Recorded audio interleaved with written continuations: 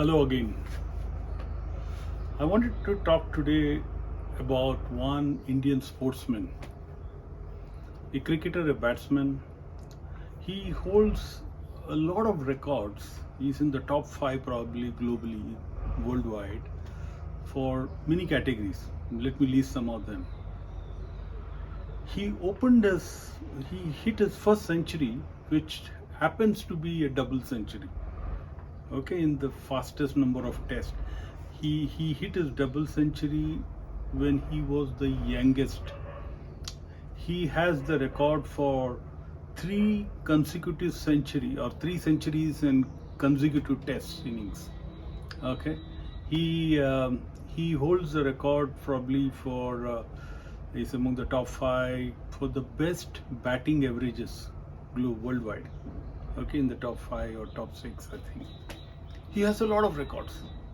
Prolific scorer. In first class cricket, he's been tremendous. Test matches, T20, one day, everything. Vinod Kamli. Okay, all of you have heard his name. But he had the most short-lived career. Okay, and I don't think he played more than 17 or 20 tests. Maybe 17. So what happened? Brilliant guy.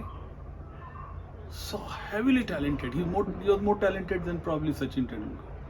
But didn't progress. He plateaued at one stage. And there are many examples like that. The other cricketer to mind is Wasim Jafar. I always admired the way he played. Never progressed. Didn't play too many test matches. Raw talent. Okay. You see this in every field. In the corporate world. In movies, I remember one actor called Kumar Gaurav. His first movie, Love Story, was one of the biggest hits of that time. But nothing happened after that. Hardly any movies. He just failed. So around you, when you see people like that, in our own careers, it happens like that. What happens? Someone who grows so fast through the ladders, obvious talent, and suddenly it just stops, and this hugely talented guy suddenly becomes a unsuccessful guy. What happens? Okay, this is, I think, the best definition of what happens at this stage is given by what is known now as the Peters principle. It basically says that in a hierarchy, every man or woman grows to the level of their incompetence.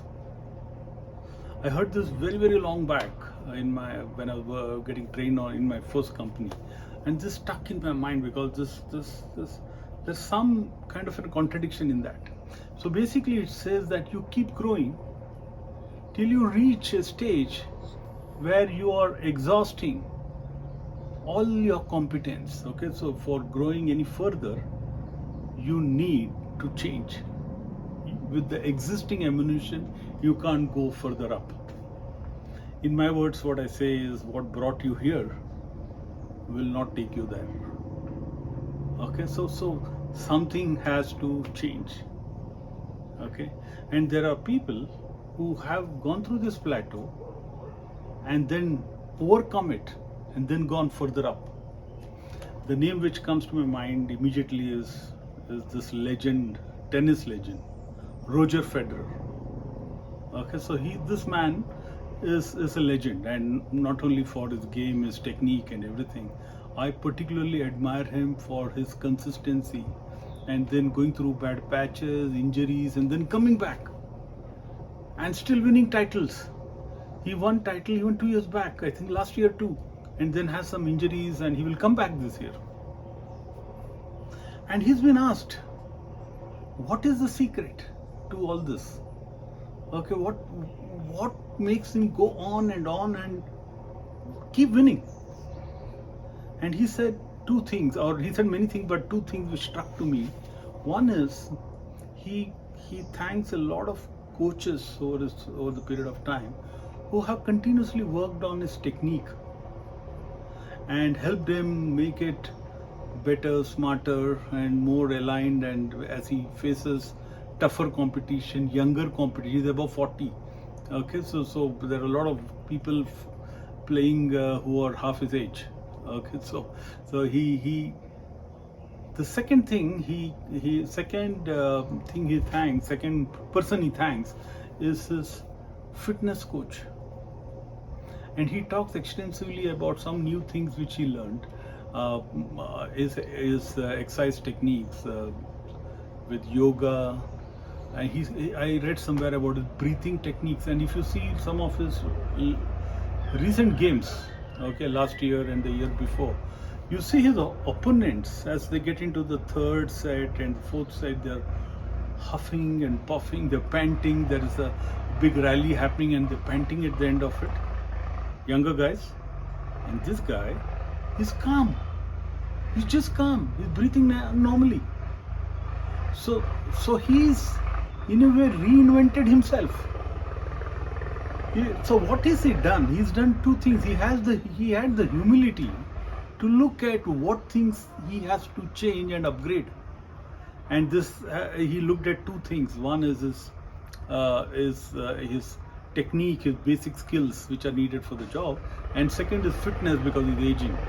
Okay, and how to compete with these young people. And my recommendation is that if you yourself or you know somebody who's stuck in his career or in his relationships or whatever, first thing is to make sure that you're not blaming anybody else. Okay, nobody is the reason. Start looking at you. That's, I think, the first thing. And once you start looking at you, the check what you brought you here is still intact. Okay, which is your mindset, which is your raw talent. Okay, so is there something to be done there? If nothing is slipping, because the mindsets have a habit of slipping sometimes. Your discipline, your commitment, your passion, just check that, and check it very honestly, and revive it if you can. This is part of this. Probably needs a separate conversation. The second thing, to me very important, is that you must look and decide what else you need to upgrade in your skills, because what brought you here will not take you there. If you are a technical guy and you feel stuck, you need to know about some new technologies which are right now there in digital, artificial intelligence, metaverse. You need to go through formal training on those stuff. I'm talking of formal training, okay? So I'm not talking of just philosophical learning. So if you are in leadership roles, do you need to do look back in the last 2 years? So what formal training did you do on management styles which are coming up, new ones, people management? Have you undergone any training or learning in the last 2 years which was formal? And it could be not necessarily from a career event. It could be something else. It could be in your personal life. You could be doing something as simple as, or not simple, but as different as learning salsa dancing or cooking. Okay, it's important that you are learning something new, some skill which will help you be better, happier, grow, helps the mind expand, because learning helps in all that.